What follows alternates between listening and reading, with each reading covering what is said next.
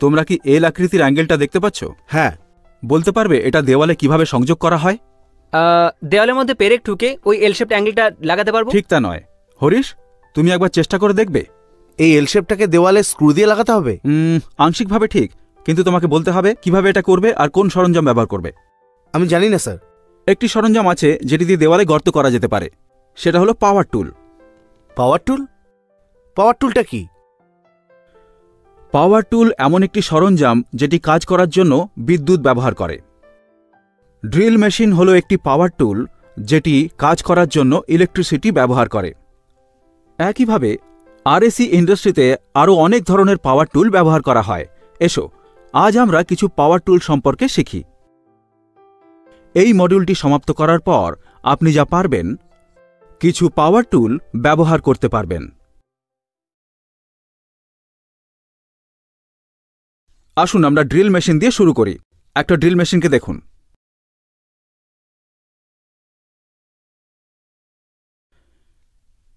এটির বিভিন্ন অংশ রয়েছে, যেগুলি হল handle, body, switch, service cord, chuck, drill bit.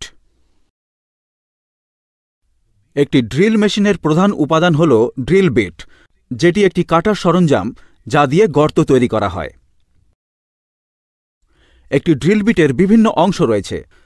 আসুন সেই অংশগুলোকে দেখে নেওয়া যাক। ড্রিল বিটে রয়েছে tang, shank, body, flute, land, point angle, cutting lip, chisel edge. এখন আমরা একটি ড্রিলিং মেশিনে থাকা এইসব অংশগুলিকে চিনে নিই।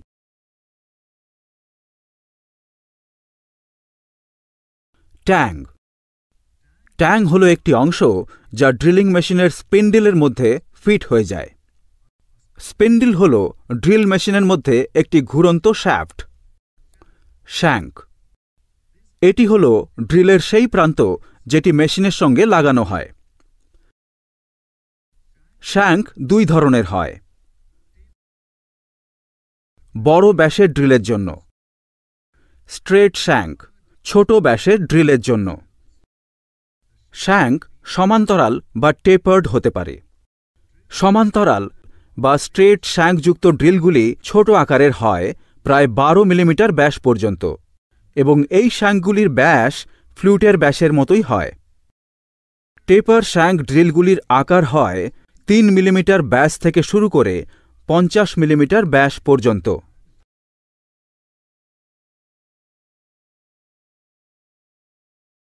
বডি। বডি হল পয়েন্ট এবং শ্যাঙ্কের মধ্যবর্তী অংশ। ফ্লুট। ফ্লুট হল স্পাইরাল চ্যানেল যেগুলি ড্রিলের দৈর্ঘ্য জুড়ে থাকে। ফ্লুট সাহায্য করে কাটিং এজ তৈরি করতে, চিপগুলিকে মুড়ে বাইরে বেরিয়ে আসতে, কুল্যান্টকে কাটিং এজে প্রবাহিত করতে। ল্যান্ড অথবা মার্জিন। ল্যান্ড অথবা মার্জিন হল একটি সংকীর্ণ স্ট্রিপ যা ফ্লুটের সমস্ত দৈর্ঘ্য জুড়ে প্রসারিত থাকে। ড্রিলের ব্যাস পরিমাপ করা হয় সমগ্র ল্যান্ড এবং মার্জিনকে জুড়ে। Point angle. ড্রিলের কাটিং এজের সাহায্যে পয়েন্ট অ্যাঙ্গেল তৈরি হয়। অন্যান্য কাটার সরঞ্জামের জন্য এটি একইভাবে লিড অ্যাঙ্গেল হিসেবে কাজ করে। Cutting lip. একটি ড্রিলের কাটিং এজ চেজল এজ থেকে বাইরের এজ পর্যন্ত প্রসারিত থাকে। Chisel edge. এই এজটি ওয়েবের প্রান্তে থাকে যেটি কাটিং লিপকে যুক্ত করে।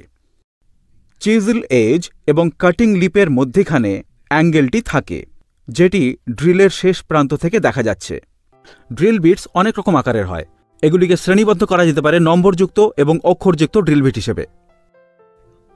নম্বরযুক্ত ড্রিল বিট 1 নম্বর থেকে শুরু হয়ে 80 নম্বর পর্যন্ত হতে পারে, যার ব্যাস হবে 5.7912 মিলিমিটার থেকে 0.3429 মিলিমিটার পর্যন্ত।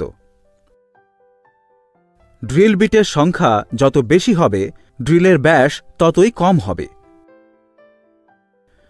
উদাহরণস্বরূপ একটি 10 নম্বরযুক্ত ড্রিল বিট একটি 5 নম্বরযুক্ত ড্রিল বিটের তুলনায় ছোট।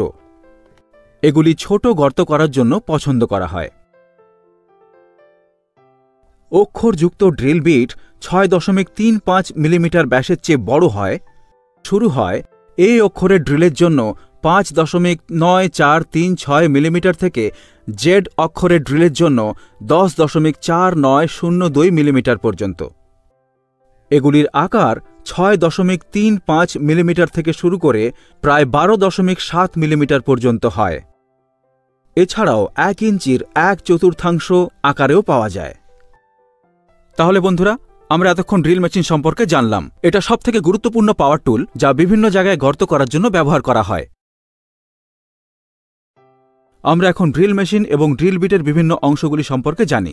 এখন দেখি ড্রিল মেশিন কিভাবে ব্যবহার করা হয়। প্রদর্শনটি আপনারা ভালোভাবে লক্ষ্য করুন। ধাপ 1, ইলেকট্রিক্যাল পয়েন্টে ড্রিল মেশিনটি সংযুক্ত করুন। ধাপ 2, অন বোতাম টিপে ড্রিল মেশিনটি পরীক্ষা করুন।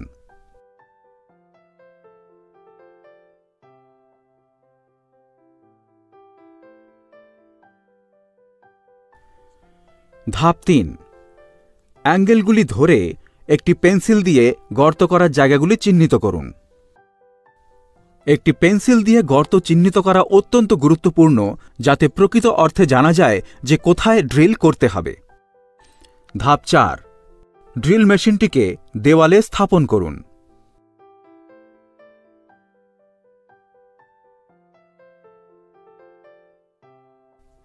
ধাপ 5, ড্রিল করা শুরু করুন।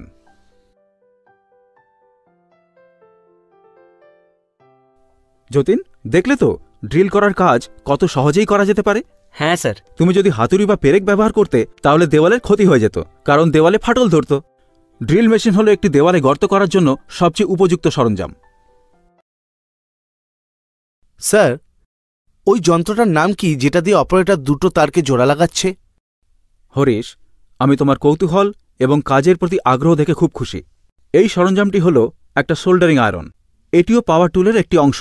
এটি দিয়ে দুটি ধাতুকে একসাথে জোড়া হয়। যতীন, তুমি কি বলতে পারো এটি কিভাবে কাজ করে? একটা ড্রিল মেশিনের মতোই সোল্ডারিং আয়রনও ইলেকট্রিসিটি দিয়েই চলে, কিন্তু এটা ঠিক কিভাবে কাজ করে দাঁড়াও, সেটা আমি তোমাকে জানি না। বিশদে বলে দিচ্ছি। একটি সোল্ডারিং আয়রনের মাথায় একটি ধাতুর টুকরো থাকে যেটি খুবই গরম হয়ে যায়। এটির তাপমাত্রা 800 ডিগ্রি ফারেনহাইট পর্যন্ত হতে পারে, যদিও এটিকে একটি ভালো মানের লোহার সাথে রাখা যেতে পারে। আমি এটা আপনাদের প্রদর্শন করে দেখাচ্ছি। সোল্ডারিং আয়রন ব্যবহার করার জন্য ধাপগুলিকে শিখে নেওয়া যাক। ধাপ 1, সবথেকে প্রথম কথা, এটি ব্যবহার করার আগে সবথেকে গুরুত্বপূর্ণ হল নিরাপত্তা মাথায় রাখতে হবে। আলগা পোশাক পরুন।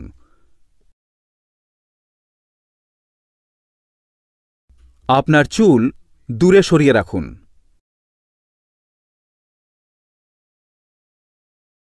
এটি ব্যবহার করার পর আপনার হাত ভালো করে ধুয়ে নেবেন।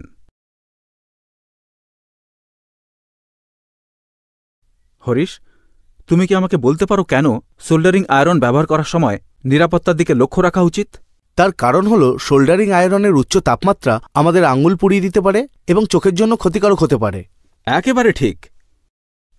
এবার সোল্ডারিং আয়রন ব্যবহার করার পদ্ধতিগুলি ধাপে ধাপে দেখে নেওয়া যাক।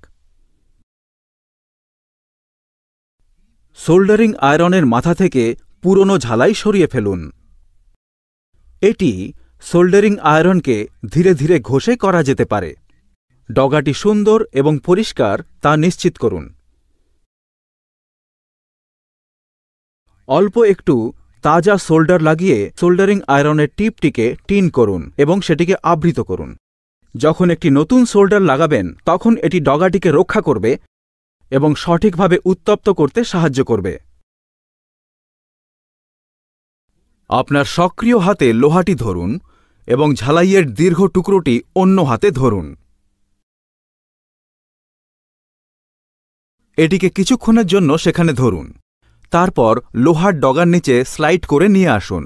তারপর পিসিবির সাথে আটকে দিন। 1 বা 2 সেকেন্ডের জন্য ধরুন, আপনার প্রয়োজনীয় ঝালাইয়ের পরিমাণ তাতে দিন। প্রথমে ঝালাইটিকে দূরে সরান এবং আরেকটু সময় ধরে লোহাটিকে ধরে রাখুন।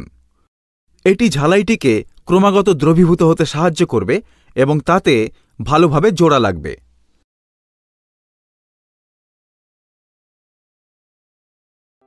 আসুন একবার সংক্ষেপে ঝালিয়ে নিই এই মডিউলে আমরা যা যা শিখলাম। পাওয়ার টুল হল সেগুলি যেগুলি ইলেকট্রিসিটিতে চলে। ড্রিলিং মেশিন এবং সোল্ডারিং আয়রন হল পাওয়ার টুলের উদাহরণ। দক্ষভাবে ব্যবহারের জন্য একটি ড্রিলিং মেশিনের অংশগুলি এবং সেগুলির কাজ সম্পর্কে ভালোভাবে জানা উচিত। একটি সোল্ডারিং আয়রন ব্যবহার করার সময় নিরাপত্তার বিষয়টি বিবেচনা করা অতিমাত্রায় গুরুত্বপূর্ণ।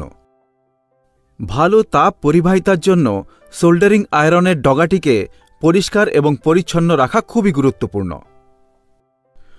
সোল্ডারিং আয়রনটি যেন অতিমাত্রায় গরম না হয়।